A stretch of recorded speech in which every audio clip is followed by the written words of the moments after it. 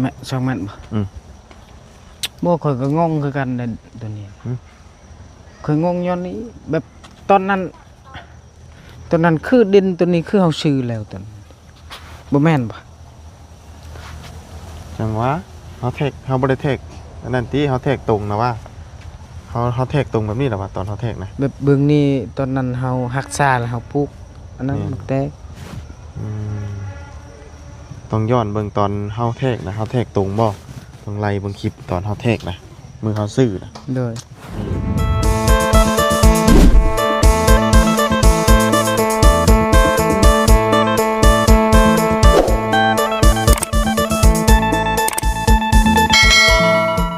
เนาะกลับมาอีกรอบนี้ก็โอ้บ่ได้อยู่ซื่อๆพี่น้องเอ้ยเนาะพื้นเต็มอยู่พี่น้องพู่เนาะตั้งไอ้เจืองกับเมียเนาะพากันเฮ็ดกลุกกุ๊กกัวอยู่พี่น้องเอ้ยเอาก็ถือว่าเฮ็ดทั้งหัวหาทั้งพื้นเราก็ได้ป้าดูเอาเนาะมันจำเป็นเด้พี่น้องเอ้ยพื้น1ข้าว1น้ำนี่เพราะว่าทั้งนี้นี่พื้นยังหาหลายๆอยู่เนาะแต่ว่าทั้งบ้านนี่ส่วนหลายเพิ่นสิ1ทานกันแล้วเนาะพื้นนี่บ่ค่อยได้ใส่กันพี่น้องมันควันเนาะ1อยู่เฮือนอยู่ซ่านใส่ทานเนาะแล้วก็เปลี่ยนมาจากทานก็สิเป็นแก๊สแล้วเนาะแต่ว่าก็ผสมผสานกันจากที่ใส่แต่แก๊สอย่างเดียวก็โทษพี่น้องเอ้ยแพงเนาะเติมเท่านึง400,000เนาะกลุ่มในอยู่เดือนปลายหรือว่า2เดือนยิงตามเฮาใช้เนาะแก๊สนี่ก็ได้เอาพี่น้องสบายดีเด้อเนาะสบายดีเด้อสวัสดีเพื่อนพี่น้องกันเบิดสุขุสุคนพี่น้องเนาะพบพ่อกันตอนค่อยค่ำลงแรงเนาะตั้งไอ้เจืองกับเมียกำลังขนพื้นนาเลนาดำอยู่แล้วก็แล้วว้าวโพดโพเนาะทางนั้นก็ฝังเรียบร้อยแล้วว่าเทปูนแล้วว่าพี่น้องเนาะเสาทั้งหัวระแคเนาะแต่ว่าทางนี้กำลังกึ่งเปียกพี่น้องเนาะกึ่งเปียกเรียบร้อยมีแต่ว่าขุดพุ่นแหละพี่น้องเนาะแต่มันอยากเอ็นต่ำเนาะเราต้องฟังตัวนี้เป็นอันลักเนาะเพราะว่ามันเอียงลงเท่านั้นเลยไปเดี๋ยวจังไดก็ไปเบิ่งน้ำกันอีกเท่านึงใช่แล้วบ่ได้บ่ถมแล้วนี่เนาะลูกเองให้กว่างอออกมาจากป่าแท้นี่บ่สบายดีสบายดีโอ้ยเนาะหากออกมาจากป่าบ่รถจะนากับอันเงาะป่าพี่น้องเอ้ยมือแต่เอาพื้นเนาะเมียนบ่เลยบ่นี่น่ะป้าเบิ่งนั่นบ่แม่ไผไปตัดน่ะคือไปตัดไปว่าแท้เฮา2คนผู้เมียโอ้คือว่าแล้วน้องกันว่ามาอันนั้นเนาะน้องมาอันว่าเอาลูกให้เนาะโดยก็เลยไปเอาพื้นมาไว้จุไฟ1ข้าวก่อนเนาะโดยเฮ้ยนี่มันคือต่ำแท้ไอ้เล่อยู่นี่มันลงอยู่พุ่นเด้เฮ้ยมันคือลงไปในนี่มันคือไปในนี่อันนี้น่ะจะบ่ได้ฝังรักนี่ก่อนบ่จ้ะจะต้องฝังรักนี่ก่อนนี่รักตัวเทิงพี่หม่องก้นกล้วยไปย่างมึงมาดิตอนนั้นบนนี่บ่หลักแดนเฮาฮะตอนนั้นบนนี้หลักแดนเนาะมันขึ้นมาได้จากต้นแทกตอนนั้นต้นแทกตัวนั้นนะแม่นบ่คือมันเบี้ยวบัดนี้ย้ายไปพี่อีกนี่มีแต่ว่าจะฝังตัวนี้ก่อนนี่ฝังตัวนี้โดยนี่ฝังให้มันสูงขึ้นก่อนลักนึงโดย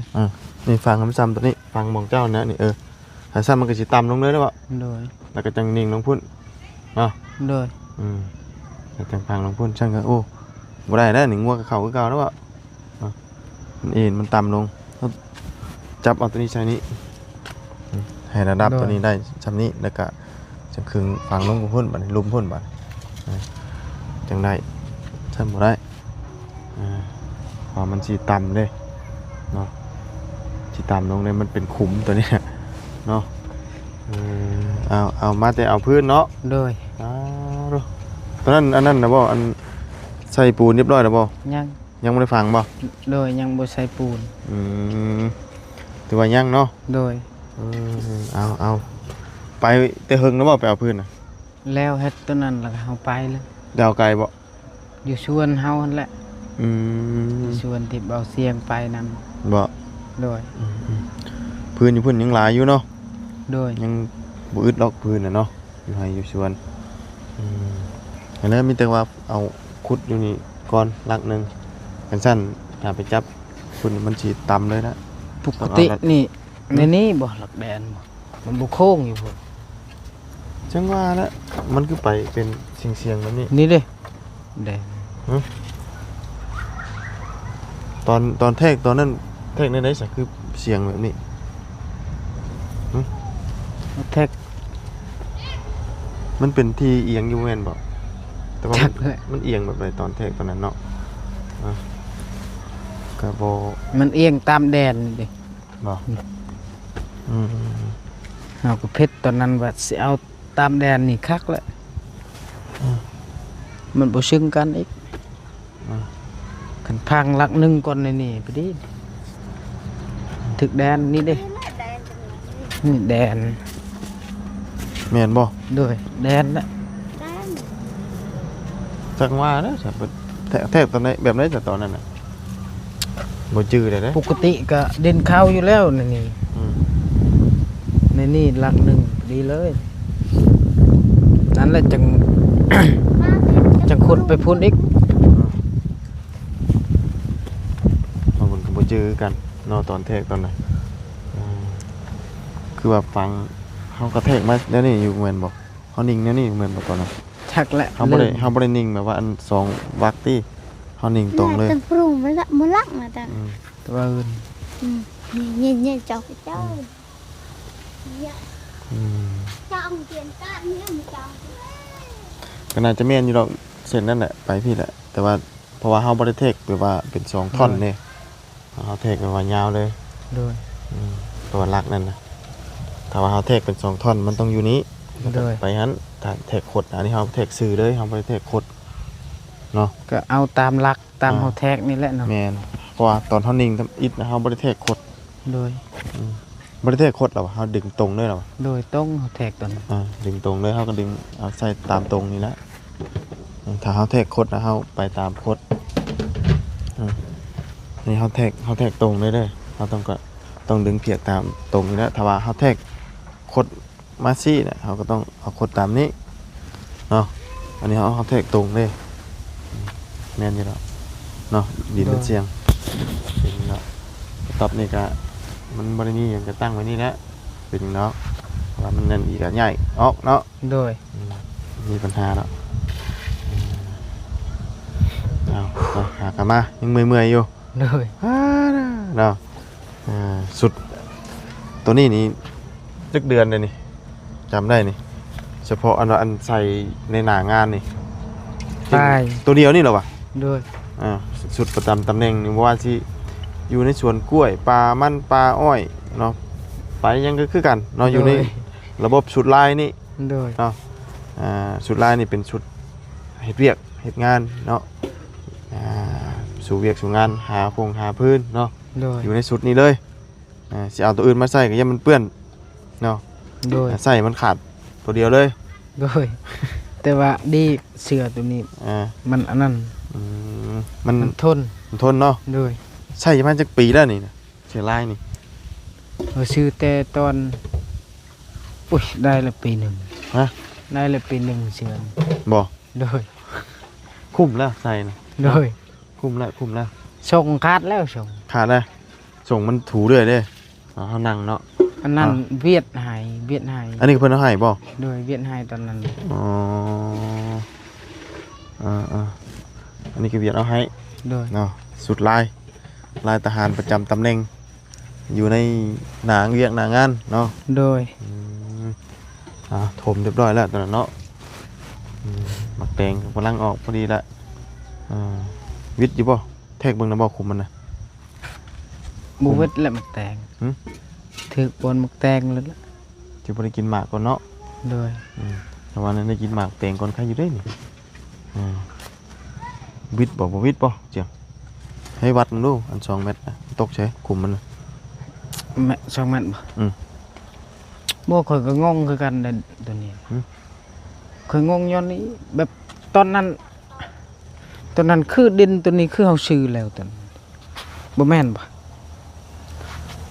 จังหวะเฮาบ่ได้แทกอันนั้นที่เฮาแทกตรงนะว่าเฮาแทกตรงแบบนี้ล่ะว่าตอนเฮาแทกนะ แบบเบิ่งนี่ตอนนั้นเฮารักษาแล้วเฮาปลูกอันนั้นมักแตง อืม ต้องย้อนเบิ่งตอนเฮาแทกนะเฮาแทกตรงบ่ต้องไล่เบิ่งคลิปตอนเฮาแทกนะมือเฮาซื้อนะ โดย มือเฮาแทกกับอิดนะว่าเฮาดึงแบบใดเนาะถ้าว่าเฮาดึงอันนี้มันก็ไปแบบนี้แล้วถ้าว่าเฮาดึงเบี้ยวมันก็ในทางเบี้ยว โดย อ่าเพราะว่าตอนเฮาแทกนั้นดินมันเฮาบ่ได้แทกตรงนั่นเด้ดินมันสิเสียงเนาะดินมันเสียงมันสิเสียงคือคล้ายๆอย่างเนาะแบบเสียวเขานี่ขุดคุมนี่สิได้ขุดคุมหมักแตงน้ำ โดย สิบ่ได้กินตัวนี้หมักแต ต้อง ง ขุดและแตง เนาะ มืดพลักแม่พลักเอามันแล้วบักแตง เป็นนะบ่ โดยมันเป็นน้อย อืม ๆแล้วยานเอาขุดแล้วเราเอาก้อน ได้เฮ้ยมันกำลังสิออกนี่กำลังนั่นอยู่ปลาไปกินหมามนก่อนก็ได้เนาะ โดย ขุดโตนั่นก่อนก็ได้2-3 มื้อมันก็ใหญ่แล้วหมักแตงนี่มันสิเฮิงหยังนี่เนาะพอได้กินย้อนอยู่ได้ โดย ออกเลยออกดอกออกหมากเลยบ่เฮิงเนาะ2-3 มื้อก็ใหญ่แล้วหมักแตงมันใหญ่ไวอยู่ โดย อันนี้ยังผักกระเทียมบ่ แม่น กระเทียมกับหยังนี่นะ เทียมกับ ขิงบ่แม่นบ่ขิงนะ ใช่ หรือว่าหญ้า อันนี้นะ อ่ะ ผักหญ้าแหละ หญ้าบ่ตัวนั้น โดย อ๋อมีแต่ผักเทียมนี่เนาะ โดย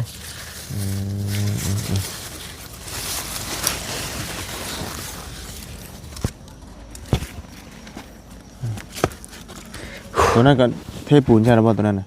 ย่าง ยังบ่ได้ถอกบ่ โดย อ๋อถอกปูนใช่ฮอดเช้าได้เด้อจ้ะ พังนี่ย่างหมดพังนี่ ยังบ่ได้ถอกจักต้นบ่ โดย อ๋อปูนยังบ่ได้ผสมเลย โดย ตั้งไว้ซื่อ โดย อืมยังไม่ได้เทปูนใช่เนาะเสาลุ่มเสาตัวนั้นนะเจ้าฝั่งเลิกเติมบ่ตัวนั้น ลึกอยู่ เขาว่านั่นกับบ่เลิกก็ได้เนาะเอาแบบธรรมดาพอมันอยู่กันก็ได้แล้วพอมันอยู่ต่ำดิ โดย เห็นงัวบีนปืนเขาได้มองนั่นนะมันต่ำโพดเนาะไอ้ยังมาเบิ่งดูปึ๊บโอ้ย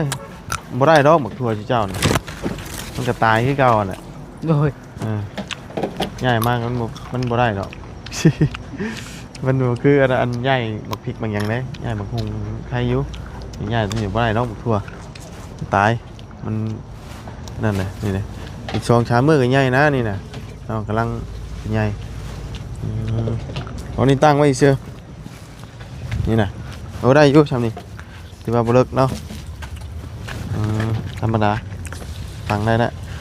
นี่ได้ซ้ำต่ำเลยเนาะ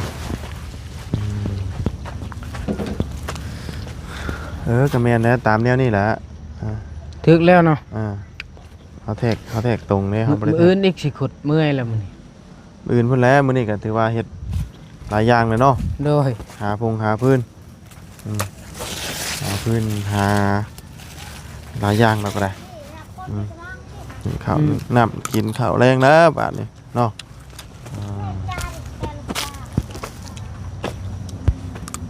น้ำก็เป็นไหลลงมาค่อยนี่เลยเนาะ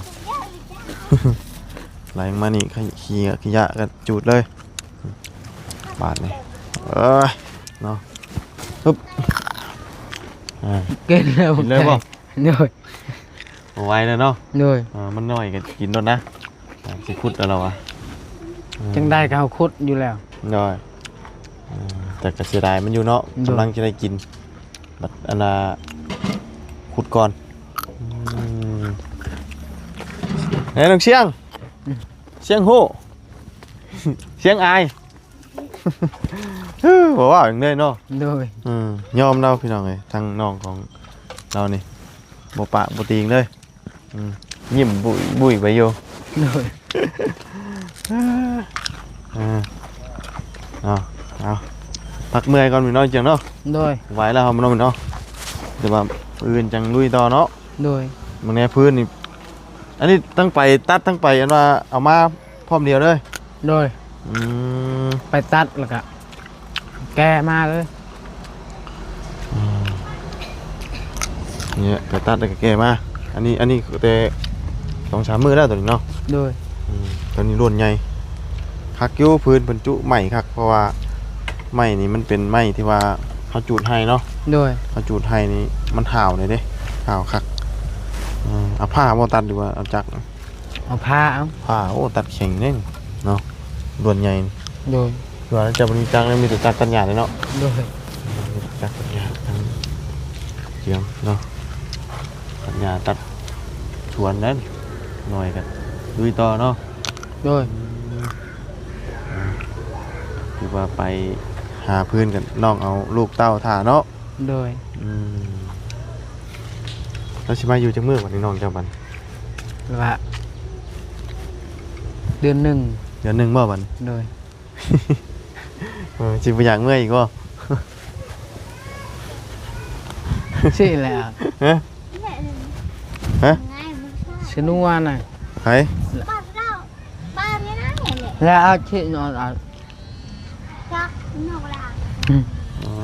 พี่เอจะถือกัน นะเป็นเดือนเพิ่นแล้วเราสิเมื่อเนาะ โดย เมื่อเพิ่นเราเล่นเน็ตบ่ได้เนาะ โดย เล่นโทรศัพท์บ่ได้เอารถคันนี้ก็จอดไว้นี่โอ้เบิ่งยังไงก็งามเนาะรถเจ้านี่เนาะ โดย โอ้ขี่ไปอันไปข้างนอกหมู่ท่วงไว้ได้อันตอนเห็นออกไปคือรูปได้อยู่ แล้วว่างามแล้วว่ารถนี่ไหม้แล้วว่ะ อ๋ออ๋ออ๋อ เงินเลย เนาะยิ่งเช็ดยิ่งดำแน่น่ะ โดย เนาะ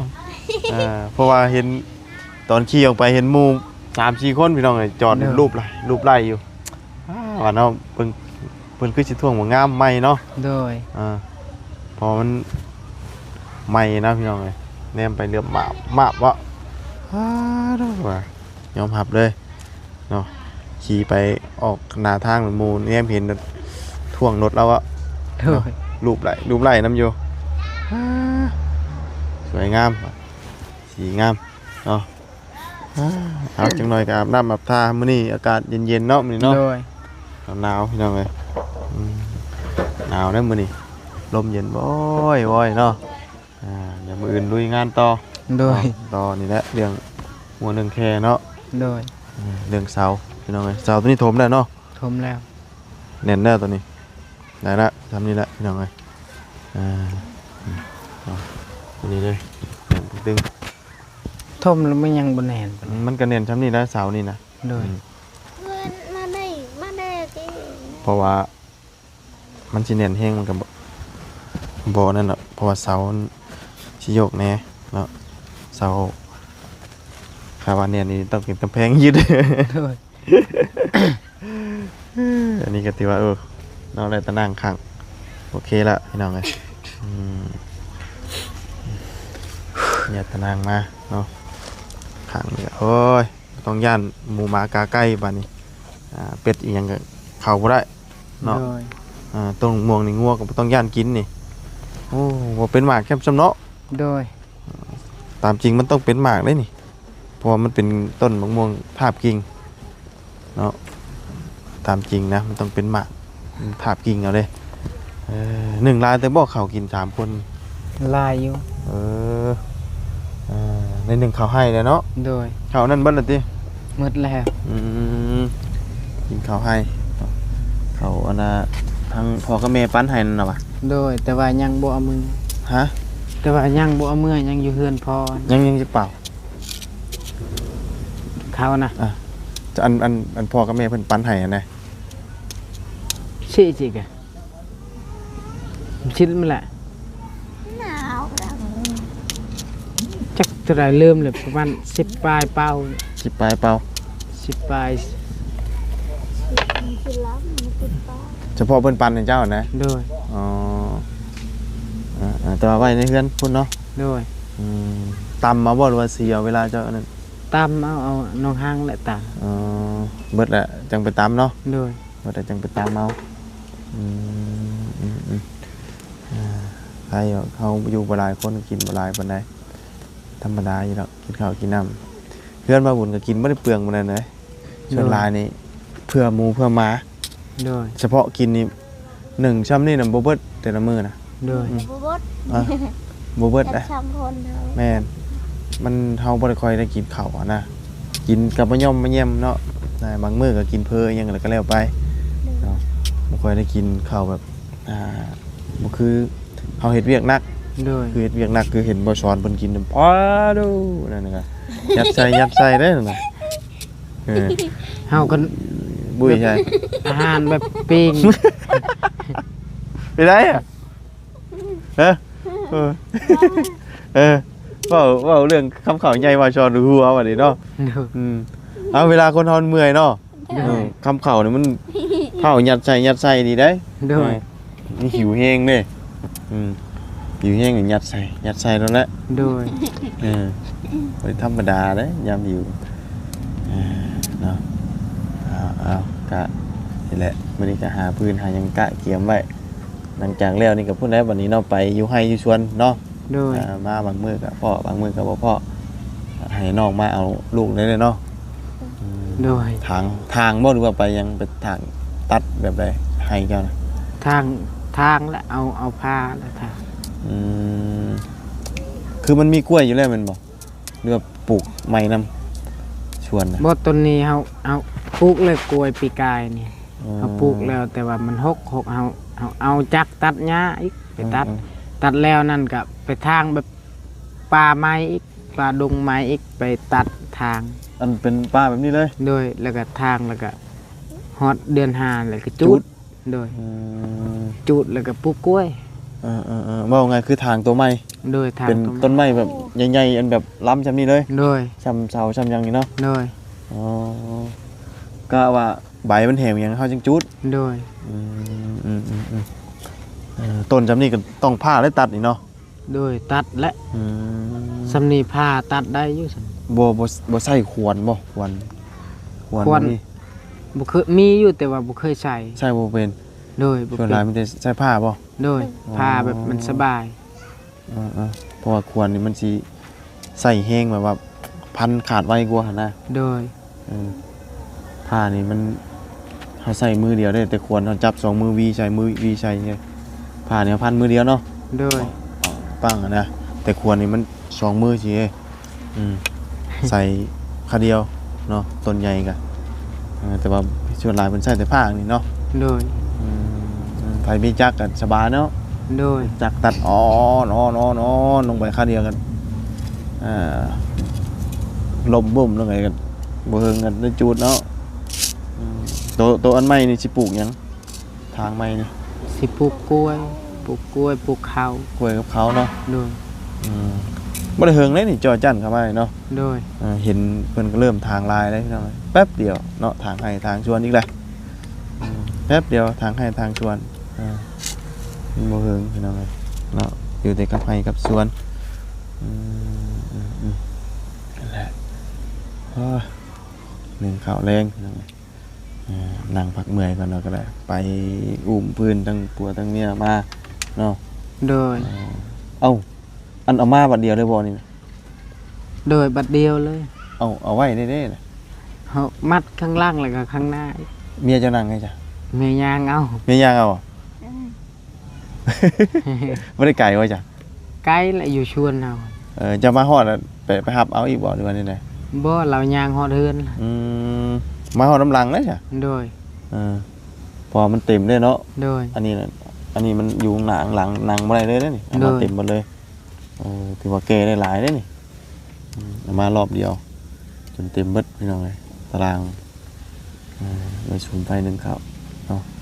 เฮ็ดอยู่เฮ็ดกินยามนี้ยังหนึ่งอยู่นี่อยู่ยามฝนได้ถึงหนึ่งพี่น้อง โดย เป็นพี่สบายมันมีอย่างหนึ่งข้าวหนึ่งน้ำซื่อๆเนาะลูกสบายอยู่ดอกน้องเลยอันนี้ยังใช่ไม่ใช่สัตว์ตัวนี้อันละขั้วเจ้าบ่ โดยแล้วก็ว่า ละขั้วละแค่เนาะต้นผากระจาดมันเดือนบ่ โดย ผากระจาดเดือนนี่ก็ไว้ขังยำลมแห้งเนาะ โดย เวลาหนึ่งข้าวอยากถาวายังไม่อยากหนึ่งอยู่เทึงกันนะ โดย แต่ว่าถ้วยบ่วงนี่ไว้เทึงอยู่ปะ โดยอยู่เทั้ง ไปสาเนาะมีแต่มื้ออื่นแหละพวกพ่อกันมาเบิ่งอันเราฟังอันนั้นว่าสิเป็นจังไดเราสิเป็นรูปแบบใด โดย อื่นไว้ถึงเริ่มใหม่เนาะ โดย เฮาหาอาบน้ำอาบท่าเนาะ โดย อยู่ดีมีแฮงสบายดี สบายดี เนาะเมื่อคืนนี่นอนก็บ่อยากรับหรอกอยากขี่แต่รถเนาะได้ขี่แล้วชมใจติมื้อนี้ โดยให้แจ้งวัน มื้อนี้ใครแน่ติใครแน่บ่มื้อนี้ ใครแน่มึง บ่อยากขี่ปานใดมื้อนี้เนาะ โดย ขี่เคยขี่อยู่คันเก่านี่มันอยากขี่คันใหม่เนาะ โดย มันตื่นเต้นเด้ตึกตักตึกตักตึกตักอยู่เด้มันอยากขี่คันใหม่คันเก่านี่มันทิ่มเลยนะ โดย เพราะว่ามัน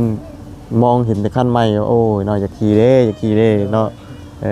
เอาเนาะให้เพิ่นอาบน้ำอาบท่าพี่น้องเลยไปลมมาแล้วพี่น้องโอ้ยเห็นจ่อยไว้โอ้ลมแห้งเนาะไปซะเนาะพังแล้วตอนนี้ก็ได้ ที่หลังบ่อน ไปบ่มีหยังจี้เนาะไปสาพี่น้องเนาะมีแต่ว่าเพิ่นแหละเดี๋ยวตารางตรงเดี๋ยวเพิ่นมาเกิงใจเนาะแต่ว่าสิเกิงมื้อใดนี่หรือมื้ออื่นเนาะตารางมีแล้วทางมาเสียงเนาะซื้อมาใช้แต่ว่าทางนั้นท่านได้อันนั้นท่านได้ทอกไปสาพี่น้องนะสำหรับคลิปนี้ลำลาเลยเด้อพบเจอกันใหม่ขอบคุณไปพี่น้อง FC ที่คำติดตามนะครับชมเนาะไปแล้วพี่น้องสบายดีบ๊ายบายไป